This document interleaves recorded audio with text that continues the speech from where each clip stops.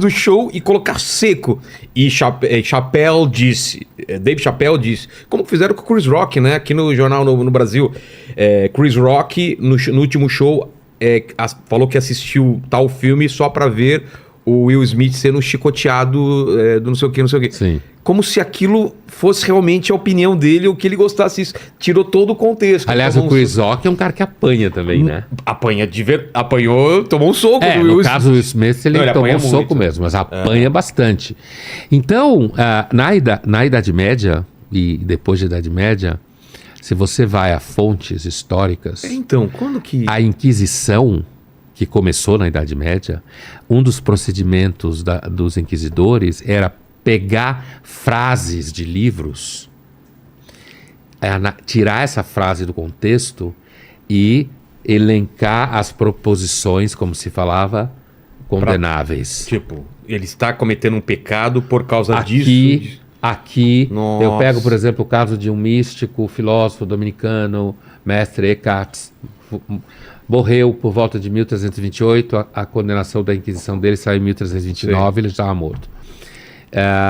Então, errou porque pregou em língua vernácula sobre tal tema e falou isso aqui para pessoas que não são capazes de entender, portanto ele é condenado.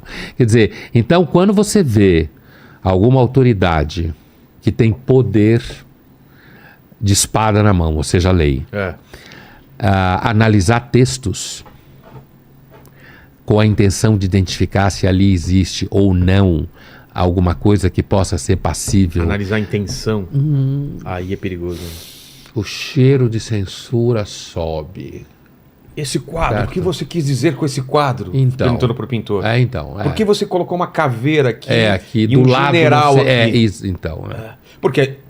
Porque o pessoal não se atenta que o poder hoje está com a esquerda, mas ele pode voltar para a direita e esse mesmo poder de censura pode pender para o lado mais conservador. Pode. Como já pendeu, né?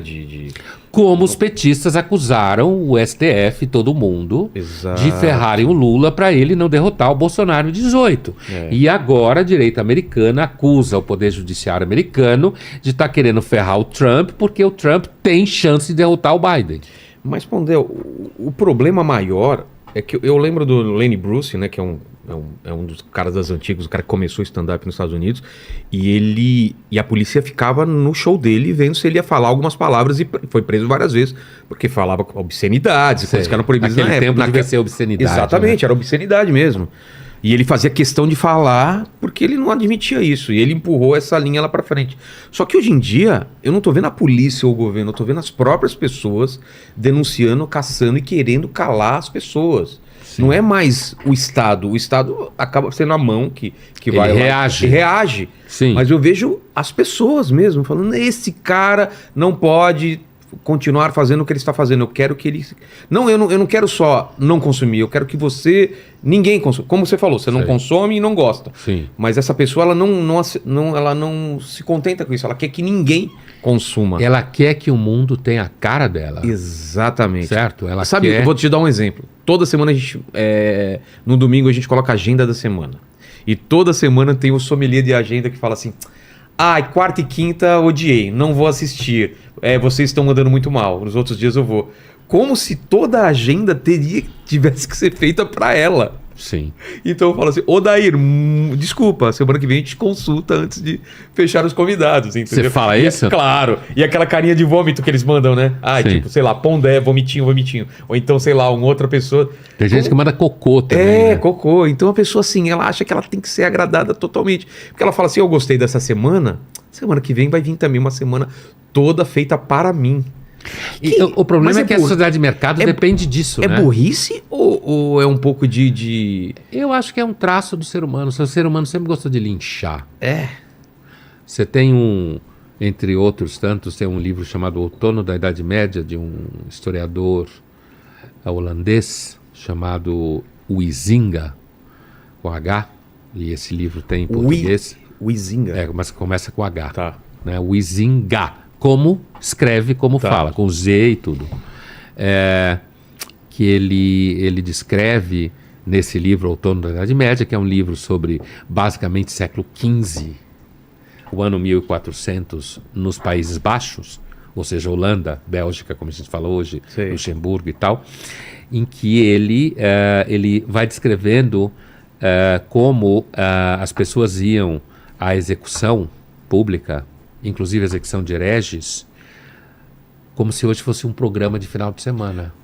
Assistir. Crianças e tal, Levava vamos lá, criança. domingo vai ser enforcado. Jogar ovo podre, xingar. Caramba. É isso. Era uma forma deles, do público, Se divertir. se divertir. É.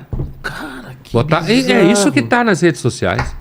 O gosto de você destruir com quem você não concorda.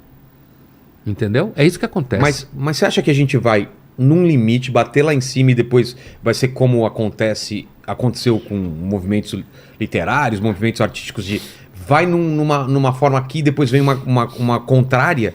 Por exemplo, uma geração é super puritana e a outra é super depravada e assim vai ou não? Será que a gente... Porque eu tô vendo escalando, mas não tem como Acho isso que não não chegar dá no pra limite. dizer isso. Não dá pra dizer isso. A gente tá onde nesse ponto? Porque, inclusive, a humanidade, antes da gente entender a humanidade como gerações, que começou ontem, a humanidade existiu muito tempo sem você fazer diferença de uma geração para outra, como se fala, né?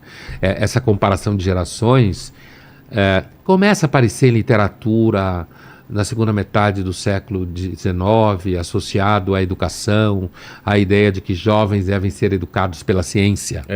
É aí que aparece. E depois com a publicidade americana no pós-Segunda Guerra, para identificar segmento de consumo, comportamento, o que você tem que fabricar para vender. Que começaram a nomear os... Baby Boom.